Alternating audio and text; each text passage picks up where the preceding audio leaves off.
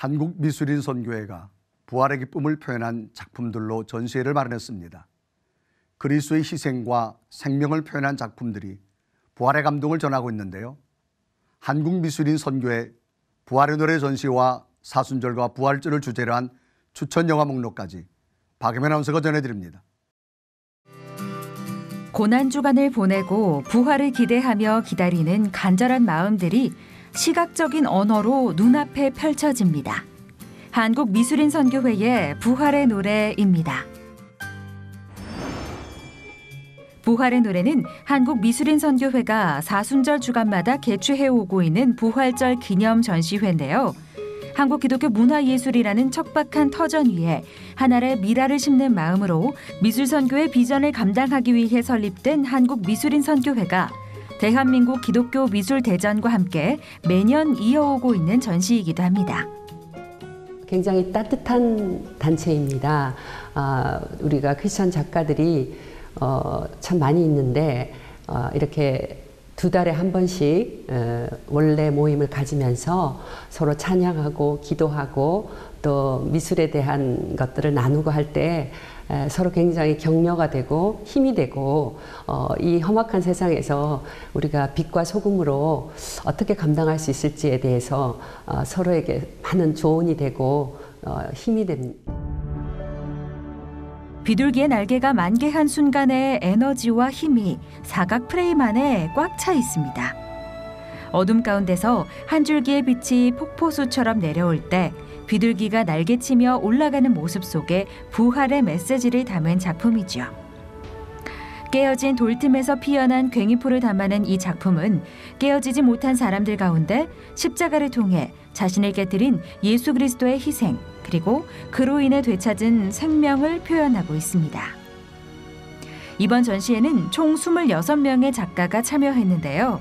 김용성, 전태영, 정두옥, 이미정 등 한국미술인선교회 임원으로 활발하게 활동하고 있는 이들이 자신의 신앙 고백을 작품에 고스란히 담아냈습니다.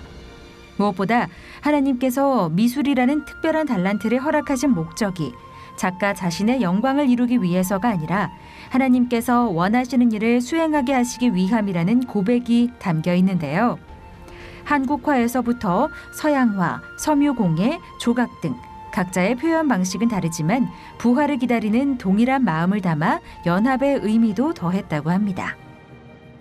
예수님의 이 부활 사건도 이처럼 우리가 정말 기뻐하고 놀라워하고 또 감사해야 될 그런 기적과도 같은 우리에게 주신 큰 은혜의 선물이고 기쁨의 선물이기 때문에 이것을 기념하는 의미에서 부활의 노래라고 이렇게 제목을 붙였습니다. 그리 화려하지만은 않은 전시장. 약 30점의 이야기들을 만날 수 있는 작은 전시지만 그 어떤 전시보다 더 오래오래 작품 하나하나에 머물며 묵상을 하게 되는 이유는 눈앞에 선명하게 펼쳐진 부활의 날개를 통해 죄인된 우리가 새 생명을 얻을 수 있었던 은혜, 지금 이 자리에서 우리가 살아갈 수 있는 은혜를 동일하게 느끼며 공감할 수 있기 때문일 겁니다. 30점의 그림들을 통해 예수 그리스도의 십자가 은혜를 더 깊이 묵상해 보시는 건 어떨까요? 부활의 노래는 오는 9일까지 호민 아트갤러리에서 계속됩니다.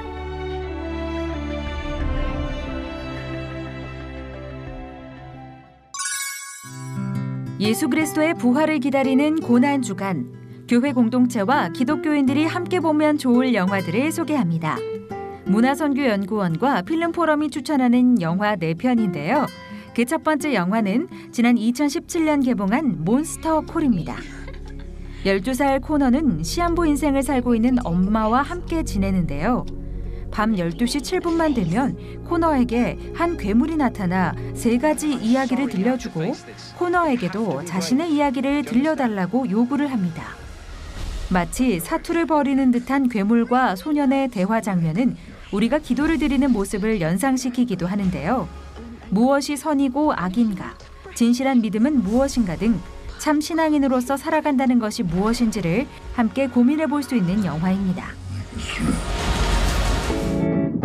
니마 그 강을 건너지 마오를 통해 관객들에게 묵직한 울림을 주며 큰 사랑을 받았던 진모영 감독의 신작 올드 마린보입니다. 깊은 바닷속에서 문어를 잡는 잠수부로 생계를 유지해가는 박명호 씨의 삶을 담은 다큐멘터리 영화인데요. 온갖 편견과 견제 속에서도 끝까지 가족을 위해 살아가는 주인공의 가족애와 삶에 대한 의지를 담아냈습니다. 생과 살을 오가는 삶을 살아가는 잠수부들의 이야기를 통해 지금 나 자신의 모습을 돌아보는 시간을 가져보시는 것도 좋을 것 같네요. 나는 걱정을 계속하지. 캄보디아 최대 빈민 지역인 프놈펜 언동 마을에서 사역하고 있는 임마도 선교사의 이야기 I am 호프맨입니다. I am 호프맨은 지난 2017년 개봉한 다큐멘터리 영화인데요. 노동에 시달리는 아이들에게 교육의 기회를 마련해주기 위해 호프스쿨이라는 이름의 학교를 세워 아이들과 함께하는 임마도 선교사의 삶을 2008년부터 무려 8년에 걸쳐 담아냈습니다. 20년간 다큐멘터리를 제작해온 나현태 감독이 메가폰을 잡은 영화로 이영표 축구 해설위원이 내레이션을 맡았습니다. 태어나면서부터 선천적 안면기형으로 무려 27번의 성형수술을 받아야 했던 소년 어기. 사람들의 시선을 피해 늘 헬멧을 쓰고 그 안에 갇혀 살았던 어기가 가정의 품을 벗어나 학교라는 세상과 마주하게 되는 이야기 원더입니다. 영화 원더는 어기와 어기의 가족 그리고 주변 지인들이 편견과 자기중심적 사고에서 벗어나 성장하는 과정을 통해 누구나 인생에 한 번은 박수받을 자격이 있다는 깊이 있는 메시지를 담고 있는데요.